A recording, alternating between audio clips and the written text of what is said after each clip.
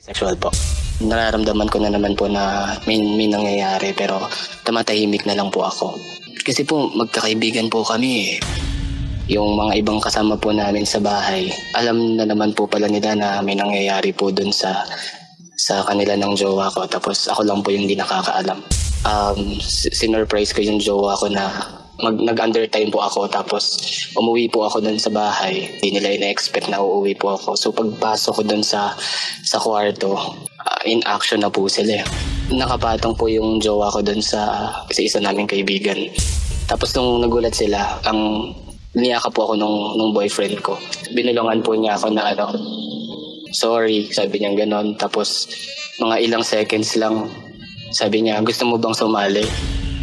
Nung nakaupo na po ako, tinuloy po nila yung ginagawa nila. Tapos hinihila po ako nung boyfriend ko. Mas lalo po akong umiyak nung tinuloy nila yung ginagawa nila. Kaya po, lumabas na lang po ako ng kwarto. Sabi niya, dahil daw po kasi yun sa akin, kasi madalang po yung pagsisex po namin. Hindi ko po alam kung iiwalayan ko siya. Hindi ko alam kung aalis ako sa bahay. Hindi ko alam kung kakalimutan ko yung mga kaibigan ko. Yung naiisip ko po nung gabing yon, umakyat po ng building and tumalon po. Yun po talaga yung naiisip ko. But after kong mahimasmasan, parang I think na parang sayang yung buhay. Masakit lang po talaga, DJ.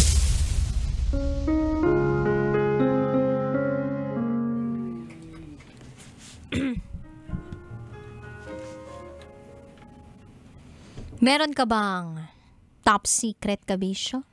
Anong sikreto mo? Isigaw mo. Ay, top secret nga pala.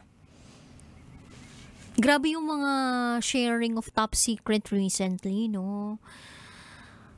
Ako, may share din ako sa inyo ngayon na top secret. Gusto ko lang talaga tong kimkimin eh. Pero sa totoo lang, hiyang-hiya talaga ako sa sarili ko.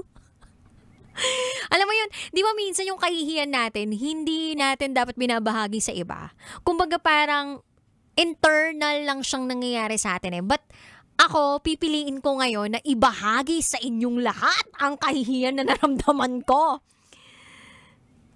Bakit? Pero ito muna, I would like to congratulate St. Paul University Manila for celebrating their foundation anniversary today. Grabe, sobrang na-amaze ako dun sa mga organizers and also dun sa mga alumni ng St. Paul University Manila. And I got to be invited as one of the performers dun sa Broadway of Ferran, which actually happened nitong gabi lang. Oo, kakagaling lang namin doon at mag-ingay lahat ng mga sumuporta ngayong gabi sa akin. Pinanood nila ako, guys. O, diba? Nung pinanood nila ako, sabi ko na sa kanila, before that, huwag kayo masyado mag-expect sa boses ko. Magpa-perform ako. O, so nag-perform ako. Okay naman yung unang boses ko.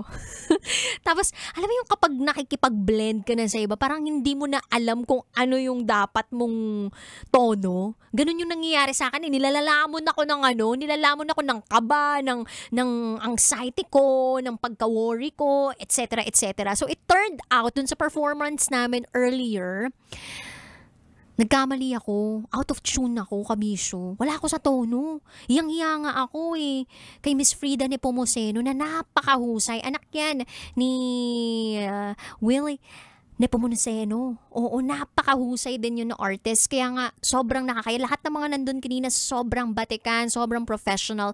And I was so ashamed of myself kasi parang nakakahiya talaga ako.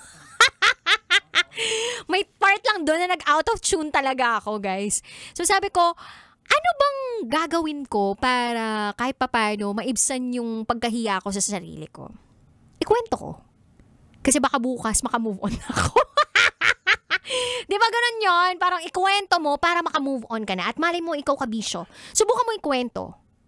Malay mo, makamove on ka sa pagkwento mong yan. Tingnan natin kung mairarant pa ako bukas Pero yun yung na-realize ko ngayon. Siguro kailangan ko siya ikwento para makamove on ako. And it's gonna be a lesson for me. Na pwede naman kasi talaga na hindi na lang kumanta. Charot with darot. Anyway, kabisyo, magdi-DJ na lang muna ako ngayon, no? Alas 9 ng gabi hanggang hating gabi magsasama-sama tayo. Kapiling ang inyong Basa Princess DJ Rocketera. And tonight, isa na namang panibagong SPG ang ating pag-uusapan. Kaya naman pakinggan ang patikim ng SPG. Secret File.